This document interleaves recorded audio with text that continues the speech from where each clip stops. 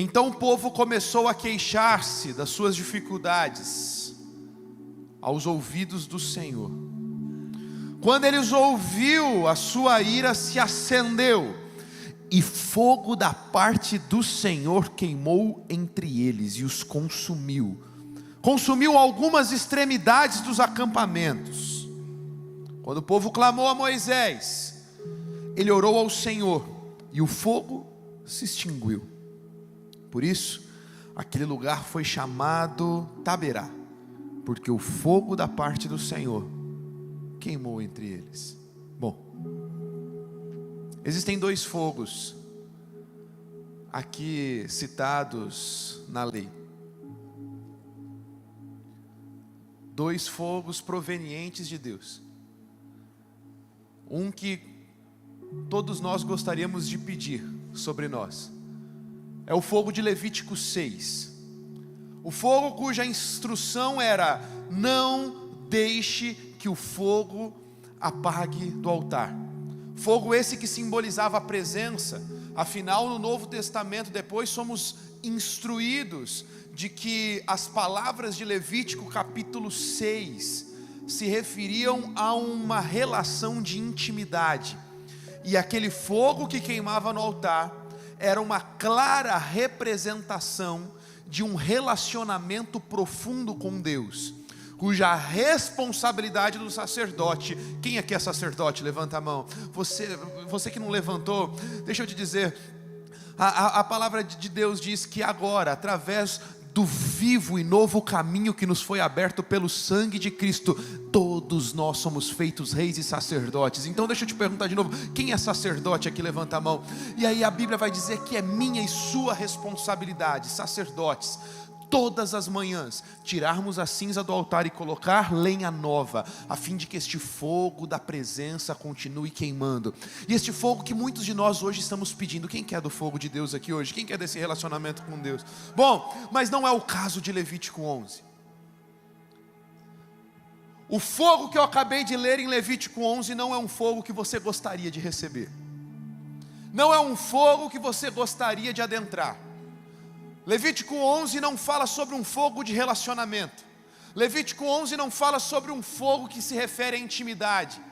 Levítico 11 fala sobre um fogo de juízo, de um povo que escolheu caminhar longe de Deus. O texto é claro, é enfático. O povo começou a se queixar, e a ira de Deus se acendeu. Então Deus manda um fogo físico, literal, que começa a queimar as extremidades do acampamento. O povo, apavorado, chega até Moisés e diz: Moisés, intercede por nós. E assim que Moisés ora, Deus então aplaca um pouco da sua ira diante de um povo distante, a fim de que este povo então agora se arrependesse e voltasse aos seus caminhos. Mas existe um contraste claro aqui para mim, entre a instrução do sacerdócio em Levítico 6 e o episódio aqui registrado de Números 11. Não se passa muito tempo, alguns anos, e algumas perguntas começam a surgir na minha mente. O fogo do altar deveria arder continuamente, alimentado pelos sacerdotes, representando adoração, sacrifício, presença contínua. Mas este fogo diferente, este fogo de juízo, este fogo de ira, não aquele que é da presença, que aquece, que purifica, mas este de juízo que consome as extremidades do acampamento. Por quê? Um povo saiu do fogo da presença relacional e foi se meter em um lugar onde tiveram que encarar o fogo da ira. O que leva alguém a andar este trajeto de decadência?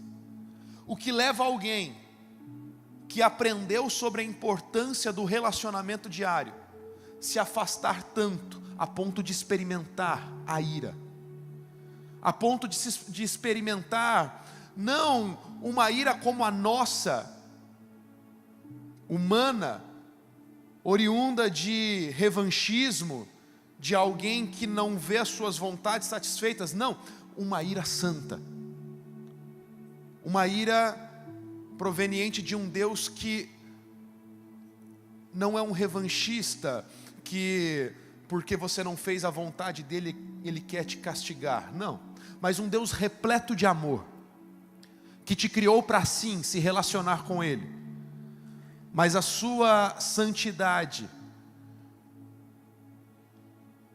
não tolera ou não pode, por essência, coexistir no mesmo ambiente que o pecado.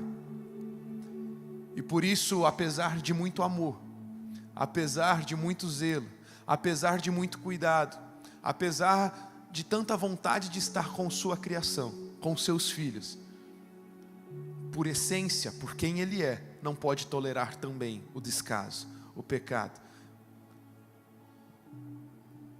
E antes que você pense de forma equivocada que isso não é amor, é justamente o amor dele que não permite que o teu pecado se achegue perto dele. Porque o pecado perto da santidade de Deus nos faria sermos consumidos no mesmo instante. Então ele te ama demais para não permitir que você continue do jeito que você está. Ele te ama demais sabendo que o plano dele é se relacionar, e sem santidade ninguém poderá vê-lo. E sim, ele te criou para viver uma vida, mas não uma vida de qualquer forma. Ele te criou para viver uma vida em alto nível, uma vida de separação, a fim de que esta separação te encaminhe a Cristo, e Cristo, o caminho, a verdade e a vida, te encaminhe ao Pai, a fim de que você se relacione com o teu Criador em amor, em relacionamento. Mas voltemos à pergunta: o que faz o mesmo povo sair do fogo da presença e caminhar para o fogo da ira? Vamos ver se este texto nos responde algo. O que faz o fogo da adoração se apagar e dar lugar à frieza espiritual e à ruína? Por que o fogo da presença se apagou? Por que o fogo da ira se acendeu? São algumas perguntas para respondermos nessa noite. Versículo 1: então o povo começou a queixar-se das suas dificuldades. Tudo começou como geralmente começa, na insatisfação, na murmuração. A palavra queixar-se, murmurar, é o que traz sentido de um lamento profundo e injustificado. É no fundo uma falha em encontrar satisfação e alegria na provisão de Deus. E esse povo então, pouco a pouco, começa a trocar o milagre diário pela nostalgia ilusória da escravidão que outrora viviam. No versículo 4, o texto diz: o bando de desocupados que havia no meio deles encheu-se de gula por outro tipo de comida, e também os israelitas voltaram a chorar e disseram: ah, se tivéssemos carne para comer.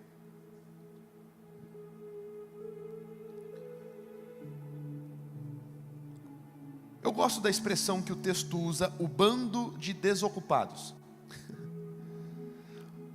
No versículo 4 aqui, a expressão hebraica é populacho, ou mistura de gente.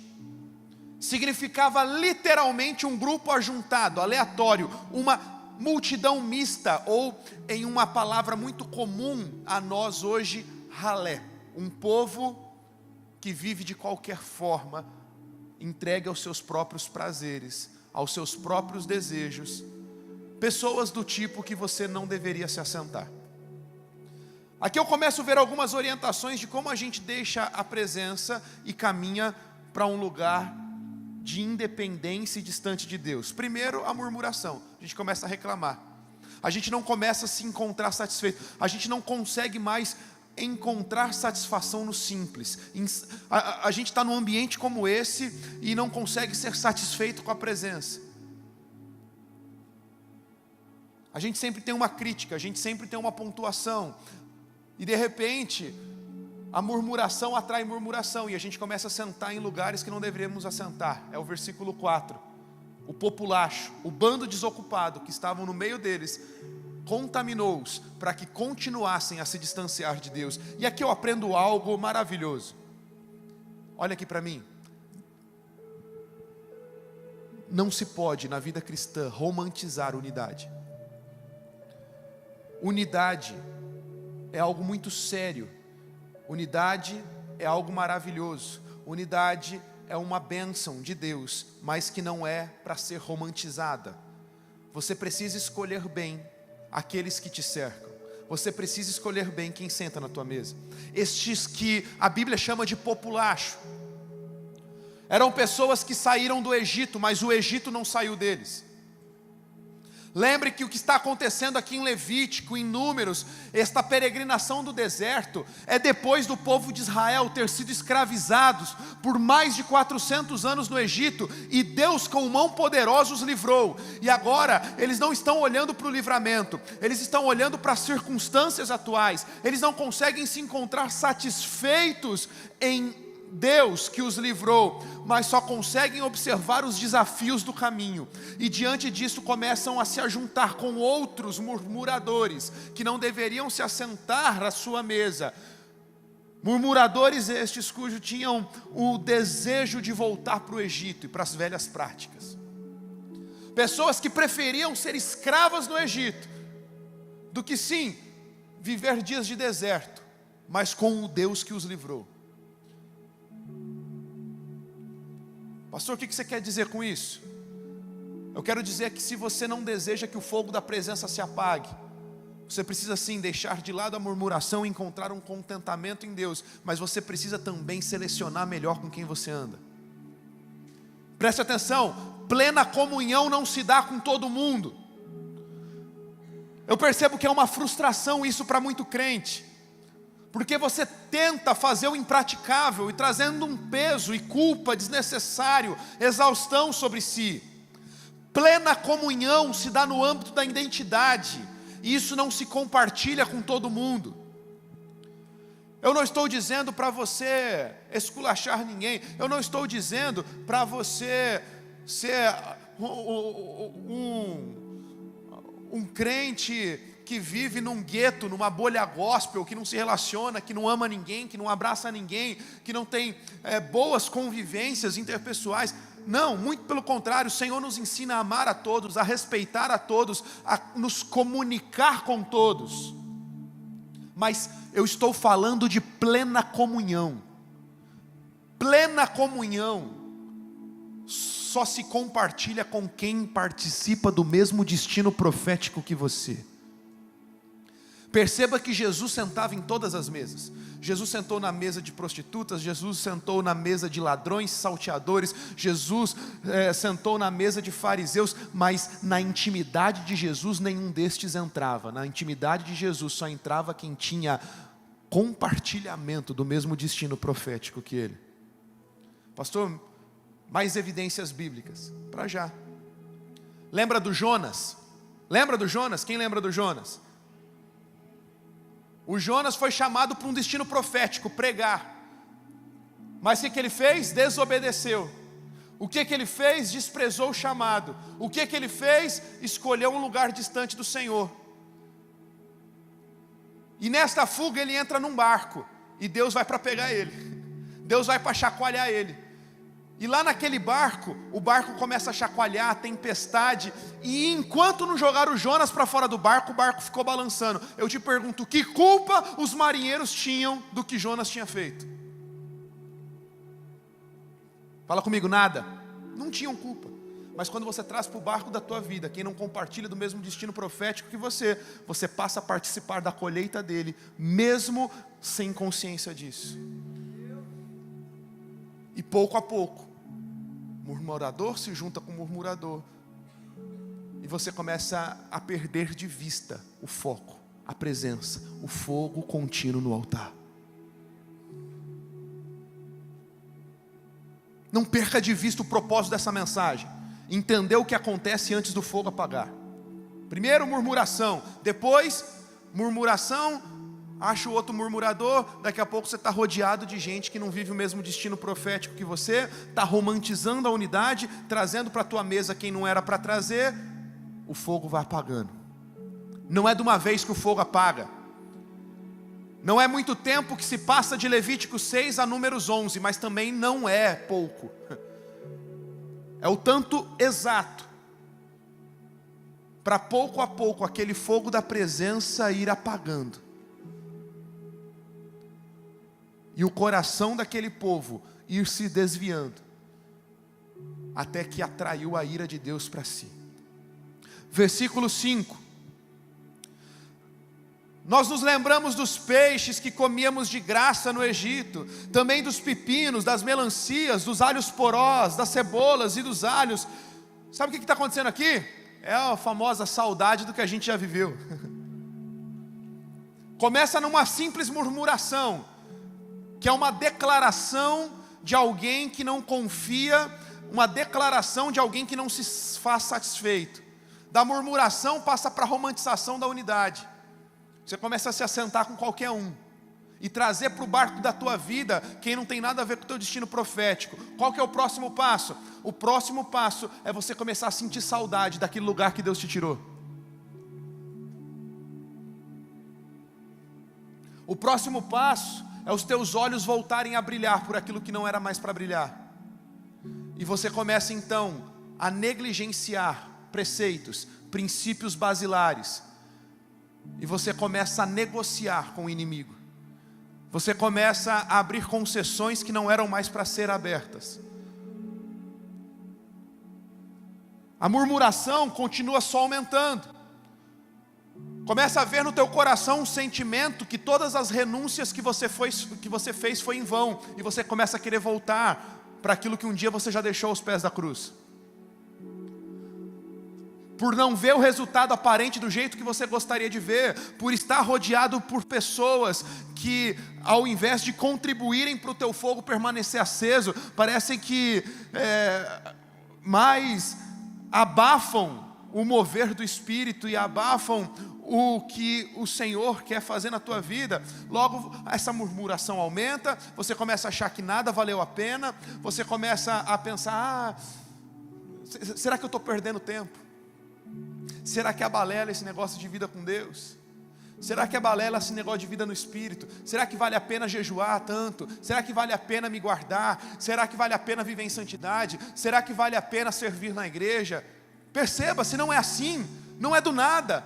É um conjunto de concessões, é um passo a passo que vai te levando a apagar este fogo. E no versículo 6, a palavra de Deus diz: agora, porém, a nossa garganta está seca.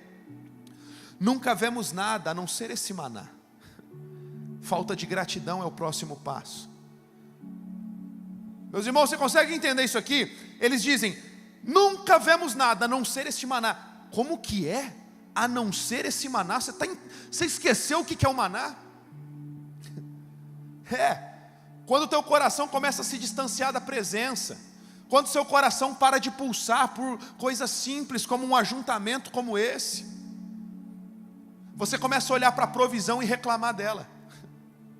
Você começa a amaldiçoar os dias que você vive por conta das lutas, se esquecendo que um dia você orou demais para estar no momento que está. Você esquece que hoje as tuas reclamações, na verdade, são frutos de oração que você fez há 5 anos atrás. E hoje você está em um estágio muito avançado reclamando, porque Deus, o maná, tudo que eu tenho é maná. Bom, mas antes você estava no Egito, antes você estava preso, antes você não tinha vida, antes você não tinha saída, antes você não tinha vontades próprias, antes você tinha que comer o que os egípcios te davam. Você está no deserto, tudo bem, mas tem maná. E eles estão, tudo que nós temos é maná.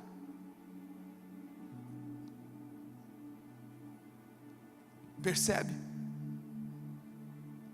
No versículo 10, eu mudo um pouquinho o meu papo, eu falo com você que de repente está com o teu fogo ardendo pela presença, mas de repente você começa a ver pessoas do teu lado, você começa a ver os teus liderados da célula, você começa a ver os liderados do teu ministério perdendo esse fogo, você começa a ficar desesperado. E olha só o que acontece com Moisés. Moisés ouviu gente de todas as famílias se queixando, cada um na entrada da tenda. Então a ira do Senhor se acendeu e Moisés ficou irritado. Ele perguntou ao Senhor: por que trouxeste este mal sobre o teu servo? Foi por não te agradares de mim que puseste sobre os meus ombros o fardo desse povo? Por acaso fui eu quem concebi? Fui eu quem deu à luz? Por que pedes para eu carregar esse povo no braço? Percebe o cansaço de Moisés? Quem é líder aqui? Quem é líder de ministério? Quem é líder de célula? Levanta a mão.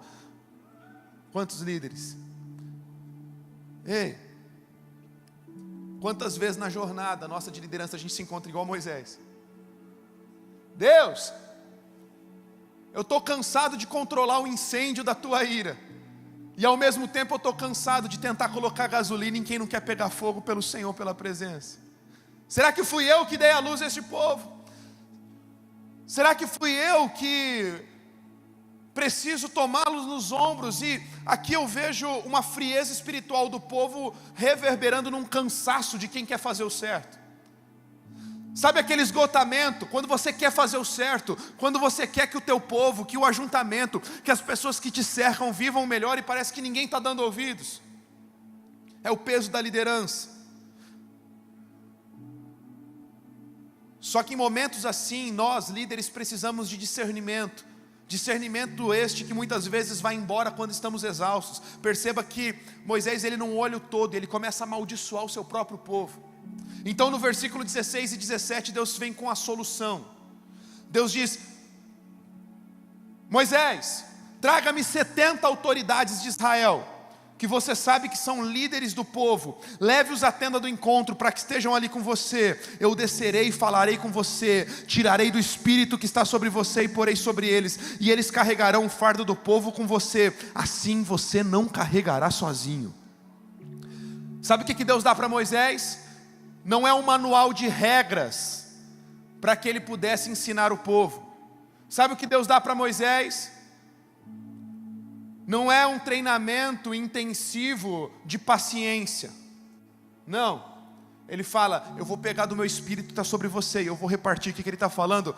Ei, você precisa treinar outros, e você precisa confiar que este mesmo espírito que eu coloco sobre você, através de um discipulado, pode ser repartido, a fim de que, se você está cansado, ao passo que você confia em mim, ao passo que você cumpre as minhas ordenanças, eu já estou levantando o livramento, eu já estou levantando gente boa para estar contigo. Nunca vai faltar gente para colocar gasolina na tua fogueira, nunca vai faltar gente para estar com você e colocar lenha nova no altar junto contigo. Nunca vai faltar gente para pegar na tua mão e falar: vem para esse lugar, que esse lugar aqui tem fogo da presença de Deus. E é por isso que você está nesse ambiente certo. E é por isso que essa pessoa que está do teu lado hoje pode ser um destes 70, cujo Deus tirou do espírito dele sobre Moisés e repartiu para que conduzissem um povo ao lugar de arrependimento. Ei, a nação brasileira precisa de arrependimento. A nossa sociedade precisa de arrependimento. O que eu estou lendo para você é um retrato da nossa sociedade, que deveria estar imersa na presença de Deus, está sendo levada a ser consumida pela ira de Deus, porque escolheram andar sem Ele. E se você não confia mais na tua nação, e se você não confia mais que esse país pode ser mudado, e se você não confia mais que o Evangelho pode curar e transformar, por favor, mude as tuas perspectivas hoje. Talvez você está como Moisés, cansado, esgotado, mas Deus está levantando um exército de 70 por toda parte, cujo seu espírito estará sobre eles, e nós conduziremos o nosso povo de volta ao fogo da presença de Deus, para longe do fogo da ira. Creia nisso, se aposse desta palavra e faça parte desses 70. Mas vamos voltar para o esfriamento do povo, que é o nosso objetivo de estudo nesta noite. Vamos voltar para um retrato fiel e real da nossa sociedade. Versículo 18. Deus diz: diga ao povo, consagrem-se para amanhã, pois vocês comerão carne.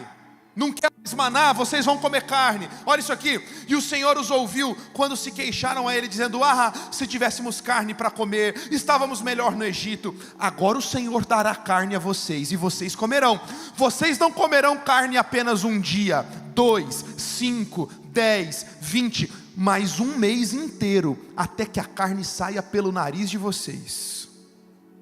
E vocês vão ter nojo dela, porque rejeitaram ao Senhor que está no meio de vocês, e queixaram a Ele, dizendo: por que saímos do Egito? Gente, é pesado isso.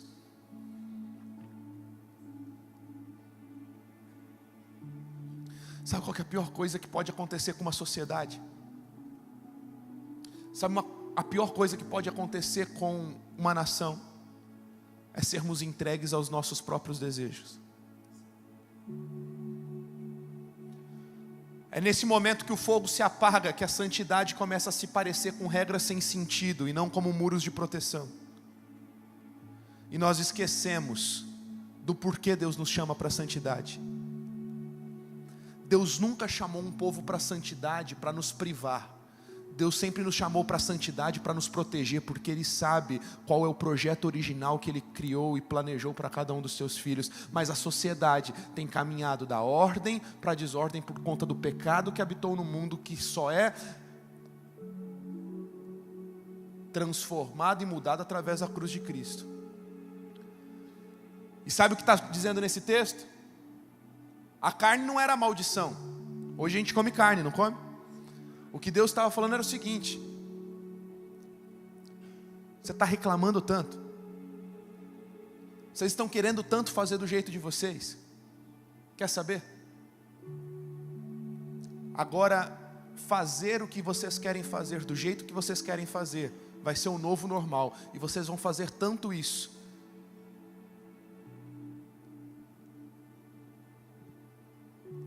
que nesta situação de serem entregues aos seus próprios maus desejos, vocês vão entrar num labirinto, num lugar sem saída, e logo vocês terão nojo de serem sociedade, logo vocês terão nojo dos seus próprios erros, falhas, corrupções morais, e logo perceberão que não tem para onde ir. Gente, pastor, o que você está falando, essa palavra dura? Eu estou hoje aqui com um único objetivo. Primeiro, alertar o meu e o teu coração que a mesma geração que experimentou do fogo da presença estava experimentando do fogo da ira. Segundo, te chamar como um intercessor, porque isso que aconteceu aqui em Números 11 está acontecendo na nossa sociedade hoje. Ou você acha que essa corrupção moral, ou você acha que esses absurdos que temos experimentado em todas as esferas de governo da nossa nação, ou você acha que estes absurdos, esta moralidade deturpada que temos enxergado nas redes sociais, nas produções audiovisuais, por aí afora, vocês acham que é por acaso? Ou você acha que toda essa desmoralização da família, dos costumes, dos princípios basilares da palavra de Deus foi uma idealização humana ou uma agenda humana? Não, isto é uma agenda demoníaca. Isto é um plano majoritário do inimigo das nossas almas, que veio para roubar, matar e destruir. E desde que o pecado entrou no mundo, a sociedade caminha da beleza para o caos, da ordem para a desordem. Pastor, o que eu tenho a ver com isso? A Bíblia nos chama lá em 2 Coríntios capítulo 5, daqueles que vão reconciliar o mundo com Deus. Então é meu e é teu dever ouvirmos uma mensagem como essa e sairmos daqui clamando: Senhor, não permita que a nossa sociedade seja entregue aos seus próprios maus desejos. Senhor, nos perdoa como nação. Senhor, nos perdoa como adolescentes, como jovens, como geração. Nós não permitiremos que o nosso povo seja entregue ao fogo da ira, mas nós conduziremos esta geração ao fogo da presença de Deus, a fim de que tenham suas vidas transformadas, satisfeitas e nutridas pela presença dEle. Se você ler Romanos capítulo 1, é isso que Paulo está dizendo: um povo entregue às suas paixões. Pastor, qual que é a solução? Versículo 26.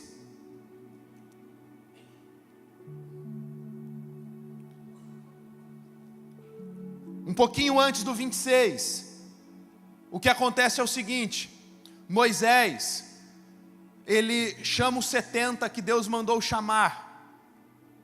Moisés começa a orar por eles. Então o Espírito do Senhor é tirado de Moisés e o Espírito é colocado sobre os 70, repartido. E aqui no versículo 26 diz o seguinte, acompanhe comigo a leitura aí, Números 11, 26. Entretanto, 2 homens chamados Eldade e Medade tinham ficado no acampamento.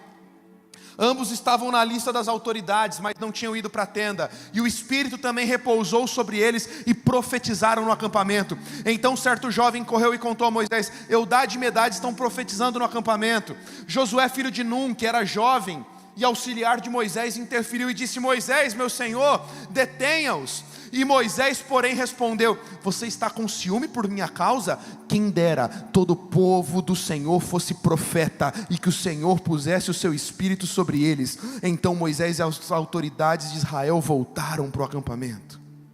Eu gosto disso. O que está acontecendo aqui? Os auxiliares de Moisés começam a dizer: o que está acontecendo? As pessoas, desses 70, dois estão profetizando.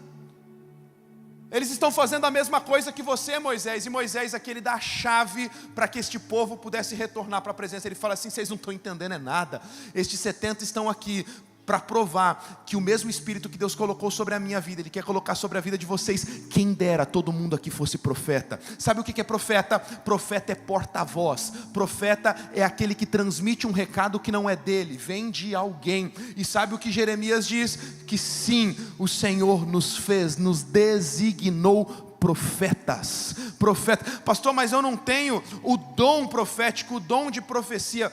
Os dons devem ser buscados e exercidos com zelo. Mas deixa eu te falar, a partir do momento que você integrou o corpo de Cristo, a partir do momento que você entregou a sua vida a Ele, você é rei, você é sacerdote. E o mesmo ofício que estava no Velho Testamento sobre reis e sacerdote, também a mesma autoridade estava sobre os profetas. E se agora você carrega uma mensagem que não é tua, porque 2 Coríntios capítulo 5 nos chama de reconciliadores. Sim, você é profeta, você carrega uma mensagem que não é tua, mas uma mensagem que é do eterno, e uma mensagem que tem poder para transformar realidades e levar um povo ao arrependimento, de volta à presença de Deus.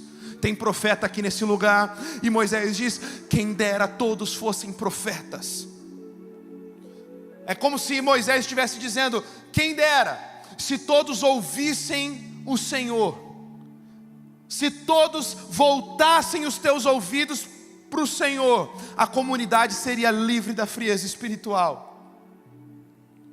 Juventude Alive, olha para mim. Se toda a nação brasileira voltasse os seus ouvidos para o Senhor nesses dias.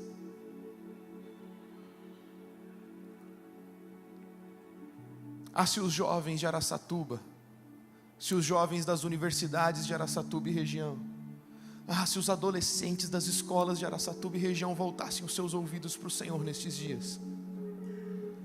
Em Números capítulo 12, um capítulo seguinte, Miriam e Arão, irmãos de Moisés, tentam nivelar a autoridade de Moisés, baseado nos laços terrenos de sangue, não na revelação. Eles aqui tentam dar uma encurralada em Deus, achando que marcariam pontos com ele, dizendo: por que o Senhor só fala com Moisés? Por que Moisés acha que o Senhor só fala com ele? E Deus diz a eles: olha, vocês não estão entendendo. Eu faço a alguns ser revelados os meus sinais e os meus sonhos, a minha palavra através de sonhos, através de palavras proféticas. Mas vocês não estão entendendo nada, Arão e Miriam. Com o meu servo Moisés, eu falo face a face, como quem fala com um amigo. O que Deus está fazendo? Ele não está priorizando Moisés, nem tampouco exaltando ele como se ele fosse a última bolachinha do pacote. O que Deus está dizendo e mostrando a Arão e Miriam era o padrão que ele sempre pediu e sempre criou nós, seres humanos, para experimentar. Não apenas de eventos religiosos, não de apenas boas práticas cristãs, não de apenas experiências espirituais de sonhos, visões e palavras proféticas, mas de um relacionamento face a face com o Criador. Sempre foi sobre relacionamento. Sempre foi sobre relacionamento. No livro seguinte, que é o livro de Deuteronômio, o último livro do Pentateuco, no capítulo 5, eu vejo mais uma vez a Bíblia nos ensinando que Deus chama o seu povo para relacionar-se com Ele. Deus chama todos para o monte. Mateus citou o texto de Êxodo, que é um texto que anda em paralelo com Deuteronômio 5. Deuteronômio 5 é uma outra visão, uma outra perspectiva de Êxodo 19 que pastor Mateus leu aqui. Deus chamando o povo para o monte, mas para isso era necessário purificação. Salmo 24, 3 e 4, quem pode subir o monte do Senhor, quem pode permanecer em seu santo lugar? Somente os que têm mãos puras e coração limpo. Faz assim comigo, chacoalha sua mão e fala assim: mãos puras e coração limpo. Chacoalha sua mão mais alto, fala mãos puras, coração limpo. Já parou para prestar atenção que não é o inverso? Ele faz questão de deixar claro que existem dois ambientes. Fala comigo, mãos e coração. A mão é sobre o que você faz. A mão é sobre as tuas atitudes. A mão é aquilo que todo mundo está vendo. Aquilo que tua mão faz todo mundo vê. Mas aquilo que o teu coração é, aquilo que o teu coração experimenta, ninguém consegue ter acesso. O que Deus está falando, que as duas coisas elas andam em conjuntos. Só pode estar no monte do Senhor quem tem mãos. Como que é? Mãos puras e coração? Sim, as tuas atitudes contam muito, falam sobre o teu testemunho, falam sobre o teu posicionamento, mas o teu coração também fala tanto quanto. Deus está chamando um povo que se relaciona, a fim de que um povo que se relaciona permaneça com seu coração no lugar certo e cheio da presença de Deus, conduza outros a este mesmo lugar de arrependimento. A grande verdade é que tem gente que já está com o fogo se apagando, porque a mão pode até estar pura, mas o coração não está limpo.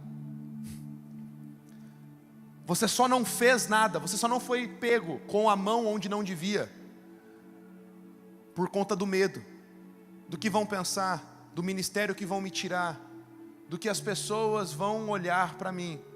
Mas o teu coração já está corrompido como o do povo, desejando o Egito há muito tempo. E onde o teu coração está é questão de tempo para os teus pés pisarem lá também, para as tuas mãos também lá colocarem.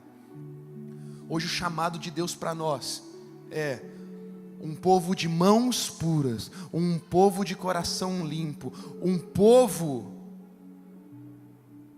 que ama a presença, e amantes da presença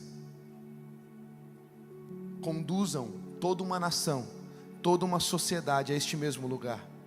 Sim, é muito possível você estar em evidência, ministrando aos homens, mas com o fogo apagado, porque a linha entre óleo e adrenalina é tênue, não confunda. A linha entre óleo e adrenalina é tênue, não é porque você está adrenalizado, não é porque você está sentindo algo aqui, às sextas, aos sábados no UP, ou em qualquer outra conferência, domingo, cultos de celebração, que você está com óleo suficiente para que as tuas candeias continuem acesas, para que o teu fogo continue queimando. É necessário aproximação. E o povo lá em Deuteronômio 5, 25 a 27, diz: aproxime-se você, Moisés, ouça o que Deus diz, depois volte, diga-nos tudo que o Senhor nosso Deus lhe disser, nós ouviremos e obedeceremos. Olha isso, o povo nem fala que vai se rebelar, o povo fala: a gente vai ouvir e vai obedecer o que você mandar, Moisés. Mas este não era o plano de Deus. O plano de Deus é que eles também subissem, o plano de Deus é que eles também se aproximassem. Sabe por quê?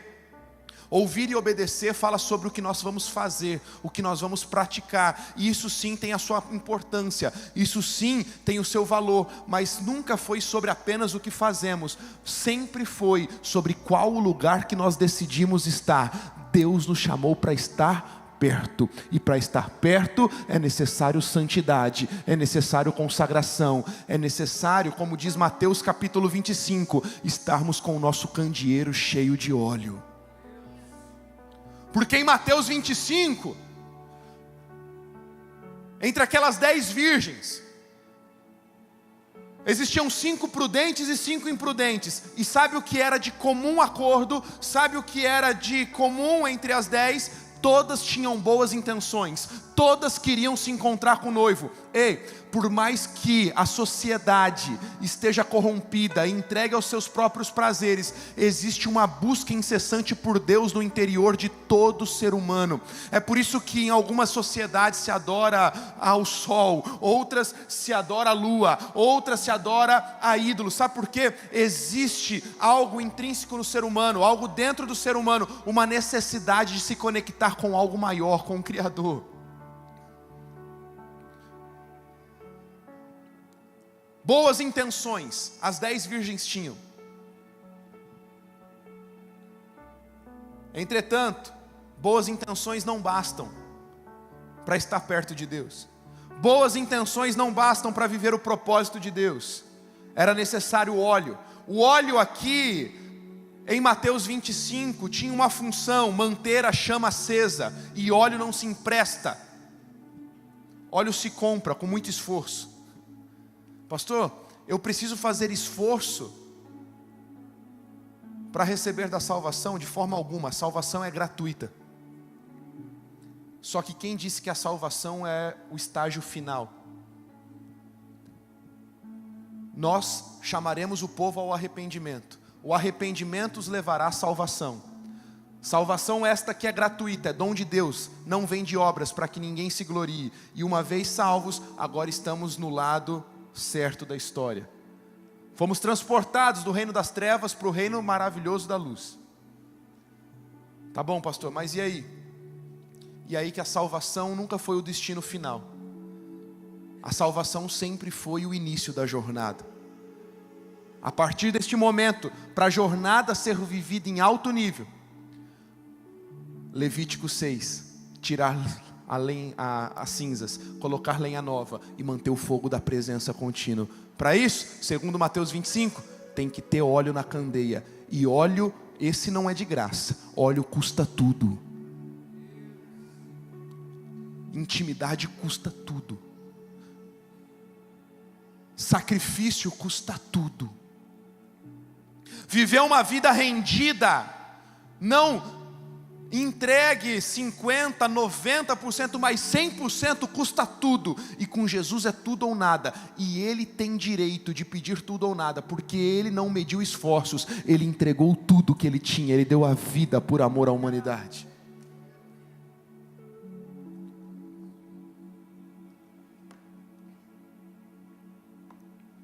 Hoje eu vim chamar 70.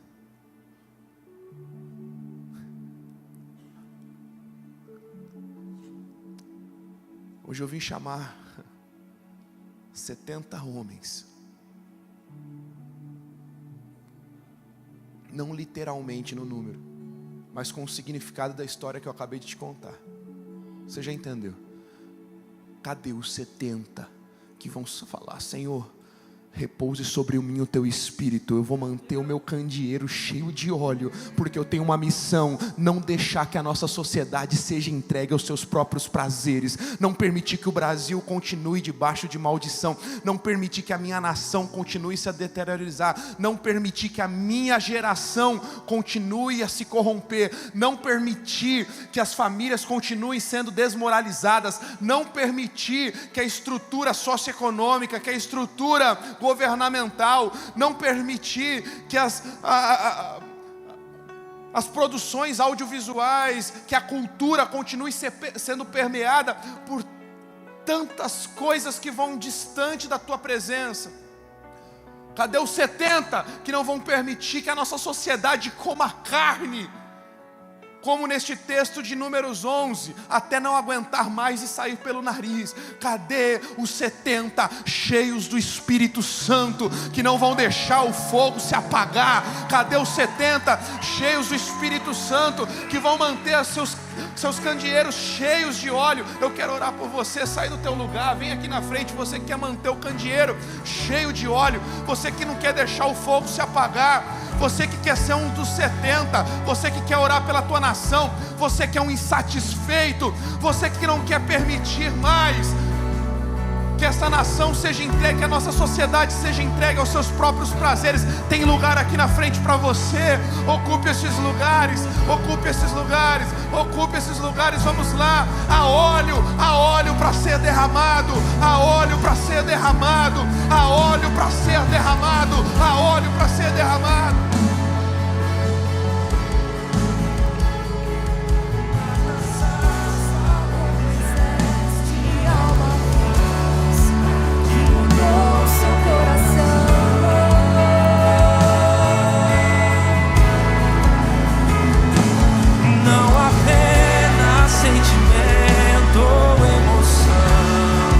Mas o fogo que transforma.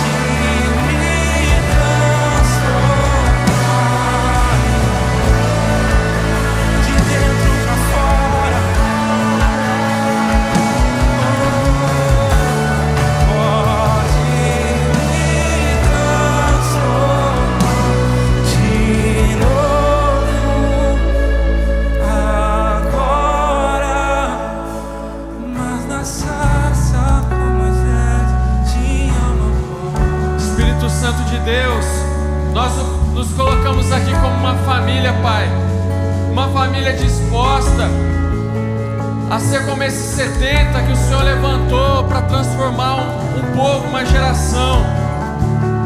Pai, aqui eu clamo em nome de Jesus, que mesmo que nós fomos uma minoria, Pai, que o Senhor nos levante para servir a necessidade da maioria em fé, Pai, em clamor e intercessão, e que as vidas sejam alcançadas através dos sacrifícios que nós escolhemos, Senhor. Eu peço aqui em cada área que o Senhor manifeste o seu poder, manifeste a sua glória, que isso não seja uma coisa, ó Pai, que seja apenas professada pela nossa boca, mas vivida pela nossa alma mesmo, Pai, vivida pelas nossas atitudes dia após dia, Senhor. Que em nome de Jesus nós tenhamos coragem de seguir a sua voz, mesmo que tudo ao redor parecer contrário. Que não seja o vento nos guiando, mas que seja o seu chamado. Que não sejam as circunstâncias nos direcionando, mas que seja a sua voz, Deus. Em nome de Jesus, eu peço mesmo para que o fogo que o Senhor instalou no nosso coração seja capaz de transbordar na vida das pessoas que cruzarem os nossos caminhos, Pai. E que em cada área, Senhor, nós sejamos responsáveis por um grande avivamento. Até porque, Senhor, a sua volta não está condicionada com o que acontece do lado de fora, mas com o que acontece aqui dentro, Pai. E nós queremos acelerar a sua volta, Senhor. Nós queremos acelerar o seu encontro conosco, em nome de Jesus. Venha sobre nós com uma unção de ousadia, Pai, daquelas que o mundo não é capaz de derrubar, daquelas que as circunstâncias não são capazes de derrubar, Deus. E que a partir do nosso posicionamento e do nosso sim, Pai, as pessoas não somente de Araçatuba, mas do estado de São Paulo, do Brasil, de todo mundo, possam ser alcançadas, Pai, no nome de Jesus. Eu peço aqui, ó Pai, não somente pela área da política, mas também peço pelas diversas áreas que tem na nossa sociedade. Que nós sejamos, ó Pai, como os remanescentes que são capazes de influenciar os demais. Porque nós não temos, Senhor, uma perspectiva de poder, mas nós temos uma perspectiva de reino, Senhor. Nós queremos influenciar o mundo com aquilo que o Senhor colocou dentro de nós, com o seu amor, com o seu legado, Pai. Em nome de Jesus, venha sobre cada um de nós. E aqui eu digo, Senhor, a Juventude Alive diz: eis-me aqui para o seu chamado. A Juventude Alive diz: eis-me aqui para viver a sua grande obra, mesmo que isso custe a nossa vida. Até porque, Senhor, meu Deus, nós não temos mais por que viver para nós mesmos, porque nós temos tudo no Senhor. Em nome de Jesus, em nome de Jesus.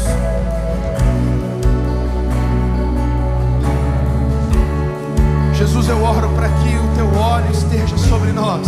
Espírito de Deus, que o teu óleo esteja sobre nós. Enquanto houver vasilhas, que haja óleo escorrendo, que haja óleo caindo. Óleo, óleo, óleo sobre nós. Manteremos o nosso candeeiro aceso, Pai. Manteremos aceso, a fim de que esta intimidade, este relacionamento venha abençoar a nossa nação, venha abençoar o nosso povo. Nós oramos, nós oramos, nós oramos por uma revolução de amor. Não aceitamos o nosso povo entregue às suas próprias paixões. Não viveremos em uma sociedade entregue às suas próprias paixões. Viveremos um poderoso avivamento, para que o Senhor venha buscar a sua igreja e encontre ela aprovada, queimando de amor pelo Senhor, pronta para as bodas do Cordeiro, para a honra e glória do teu santo nome. Levantamos aqui um altar de adoração. Que se levantem os 70, que se levantem os 70, que o teu Espírito se reparta sobre cada um deles, e que venha avivamento, venha